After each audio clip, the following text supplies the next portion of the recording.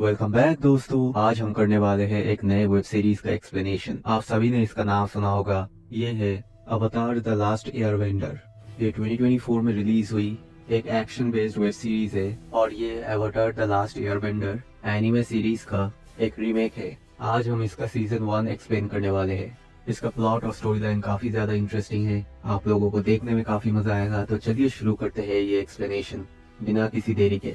Series की शुरुआत में हमें इस काल्पनिक दुनिया के बारे में बताया जाता है और इस दुनिया में 4 नेशंस होते हैं और ये चारों नेशंस पूरी तरह से अलग होते हैं। यहाँ के लोग अपने अपने एबिलिटीज रखते हैं और चारों नेशंस के डिफरेंट एबिलिटीज होते हैं और चारों ही नेशंस के लोग अलग अलग एलिमेंट्स को कंट्रोल कर पाते हैं। उनके पास पावर्स होते हैं वाटर, फायर, अर्थ और एयर को कंट्रोल करने वाली। और इन चारों नेशंस के जो मास्टर्स होते हैं वो इस आर्ट को लोगों तक पहुंचाते हैं और उनकी मदद करने की कोशिश करते हैं। और हमें पता चलता है कि इन चारों नेशंस के बीच बॉन्ड बनाने का काम एक अवतार का होता है ताकि उन चारों नेशंस के बीच शांति बनी रहे। और अगर कभी कोई अवतार मारा जाता है तो उसका पुनर्जन्म होता है, यानी कि रिबर्थ। और ये रिबर्थ हमेशा अलग अलग नेशंस में होता है और नए अवतार में हमेशा पिछले अवतार के सारे एबिलिटीज मौजूद होते हैं। और अवतार की स्पेशल एबिलिटी ये होती है कि वो सारे एलिमेंट्स को ही कंट्रोल कर सकता है, यानी कि उसके अंदर चारों नेशंस की एबिलिटीज मौजूद होती है। हमें पता चलता है कि फायर नेशंस के लोग पूरी दुनिया पर कब्जा करना चाहते हैं क्योंकि वो सब बहुत ज्यादा लालची हो चुके हैं और उन्हें और भी ज्यादा पावर्स चाहिए। और फायर नेशन के राजा होते हैं ओसाई, जो कि बाकी नेशंस के लीडर्स को पकड़ पकड़ के मार रहे होते हैं ताकि उन पर इजीली कंट्रोल लिया जा सके। और तभी कहानी में एंट्री होती है एंग की, जो कि नया छोटा अवतार है और ये स्टोरी उसी पर ही बेस किया गया है। एंग काफी छोटा होता है और वो धीरे धीरे इन कलाओं को सीख रहा होता है और ये एक जोश से भरा हुआ लड़का होता है जो सारे कलाओं को बहुत जल्दी सीख रहा होता है। एंग एक एयरबेंडर है क्योंकि वो एयर नेशन में पैदा हुआ था और वो हमेशा साउदर्न एयर टेम्पल में ही मौजूद होता है क्योंकि वो अपने गुरु के साथ हमेशा ही ट्रेन करता रहता था। एंग के गुरु का नाम होता है गैत्सू और वही एंग की ट्रेनिंग में मदद करते हैं। हमें बाद में ये भी पता चलता है कि एंग अभी बहुत छोटा है और उसका उम्र सिर्फ 12 साल ही है, इसीलिए वो एक अवतार है, इस बात से वो अनजान था। मास्टर गैत्सू हमेशा एंग से कहते रहते हैं कि उसे और भी ज्यादा एयर को कंट्रोल करने की टेक्निक सीखनी चाहिए। लेकिन दूसरी ओर हम देखते हैं एयर नेशंस के बाकी लीडर्स कहते हैं कि एंग को अभी से अवतार की ट्रेनिंग शुरू कर देनी चाहिए क्योंकि फायर नेशंस के लोग आ रहे थे उनकी जगह पर कब्जा करने। इसलिए एंग को उनके पवित्र मंदिर पर ले जाया जाता है और वहाँ पर गैत्सू एंग से कहते हैं कि तुम सामने जिस मूर्ति को देख रहे हो ये हमारे पिछले अवतार है और इनके जाने के बाद जो नया अवतार आने वाला है वो हमारे नेशन से ही आने वाला है। और तभी एंग को सच्चाई मालूम पड़ती है कि वही नेक्स्ट अवतार है।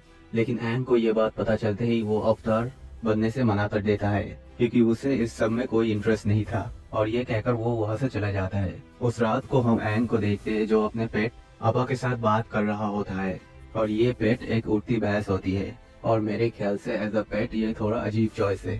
खैर कोई नहीं, हम एंग को अपने पेट के साथ रात को घूमते हुए देखते हैं। दूसरी ओर हम देखते हैं एयर नेशंस के टेम्पल के ऊपर फायर नेशंस के लोग अटैक कर देते हैं और वो लोगों को एक एक करके मार रहे होते हैं। फायर नेशंस के लोग साउदर्न टेम्पल में भी पहुंच जाते हैं और वो गैत्सू को भी मार देते हैं। दूसरी ओर एंग और उसका पेट एक तूफान में फंस जाते हैं और वो समुंदर में जाके गिरते हैं जहाँ पर एंग डूब रहा होता है। और तभी हम देखते हैं उसकी हिडन पावर्स एक्टिवेट हो जाती है और उसके माथे के ऊपर जो एरो का निशान होता है वो जल उठता है। तभी एक आइस के माउंटेन में से एंग की पावर्स निकल आती है और वो उसमें से बाहर चला आता है। लेकिन ये हुआ था कई साल बाद, यानी कि बीच में बहुत साल बीत गए और इस एंग की पावर्स को दूसरी तरफ से देख रहा होता है ओजाई का बेटा। और एंग के बाहर आने के बाद उसकी मुलाकात सोका और कटारा से होती है और वो दोनों एंग को अपने साथ ले आते हैं। कुछ देर बाद एंग की आँख खुलती है और एंग को समझ में नहीं आता कि वो किधर है। तभी वो उसके पेट आपा को बुलाते हैं और उसके बुलाने के बाद वो वहाँ पर चला आता है।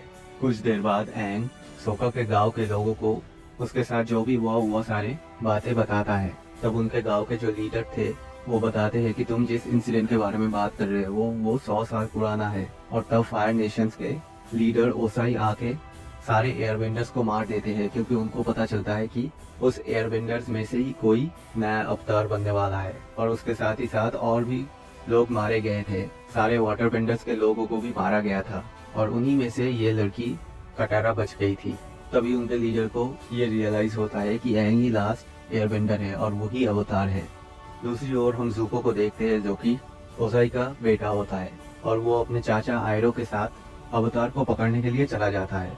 और हमें पता चलता है कि लास्ट 3 सालों से वो इसी मिशन पर होता है, लेकिन उसके हाथ कुछ भी नहीं लगता।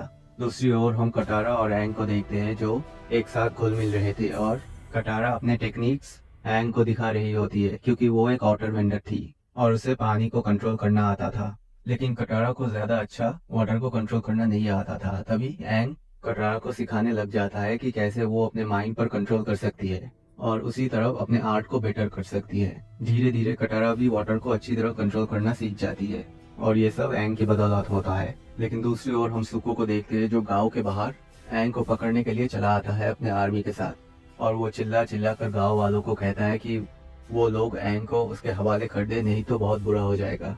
तभी वहाँ पर सोका बाहर आ जाता है और वो ज़ुको को चैलेंज भी करता है और मेरे ख्याल से ये उसे नहीं करना चाहिए था क्योंकि ज़ुको बहुत ज्यादा पावरफुल था। उसके बाद उन दोनों के बीच एक घमासान लड़ाई होती है, लेकिन क्योंकि ज़ुको बहुत माहिर होता है अपने कला में, इसलिए वो सोका को इजीली हरा देता है और उसे वो वहाँ पर मारने ही वाला था। तभी वहाँ पर एंग चला आता है और वो कहता है कि तुम मुझे ले चलो, लेकिन इस गांव के लोगों को कोई हानि नहीं पहुंचनी चाहिए। और उसके बाद एंग को वो लोग पकड़ के ले जाते हैं और एक जेल में बंद करते हैं और उसकी मुलाकात होती है ज़ुको के चाचा आयरो से और उन दोनों में थोड़ा बातचीत होने के बाद आयरो वहाँ से चला जाता है।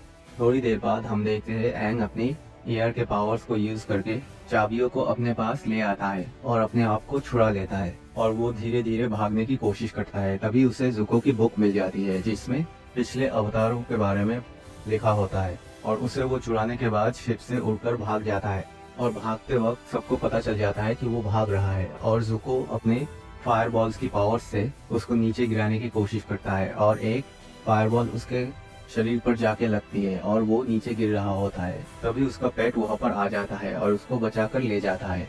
उसके बाद एंग, कटारा और सोका मिलकर साउदर्न टेम्पल जाते हैं और ये टेम्पल पूरी तरह से बर्बाद हो चुका होता है और वहाँ पर एंग को उनके मंदिर के सामने गैत्सू के लाश की हड्डियां भी मिलती है, जिसे देखकर वो बहुत ज्यादा गुस्सा हो जाता है और उसके सर के ऊपर जो एरो था वो लाइट अप होना शुरू हो जाता है और वो बेकाबू हो जाता है। लेकिन थोड़ी देर में धीरे धीरे वो अपने पावर्स को कंट्रोल कर लेता है और शांत हो जाता है। हम उसे देखकर समझ पा रहे हैं कि वो कितना ज्यादा दुखी है, लेकिन अब वो क्या ही कर सकता है।